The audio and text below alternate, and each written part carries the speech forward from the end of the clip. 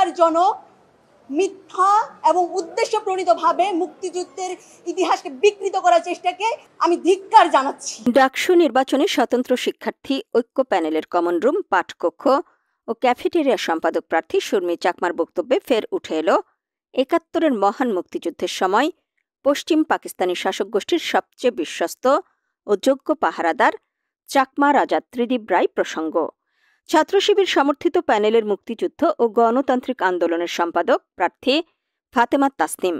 মহান মুক্তিযুদ্ধে চাকমা সম্প্রদায়ের অবদান অস্বীকার করেছেন বলে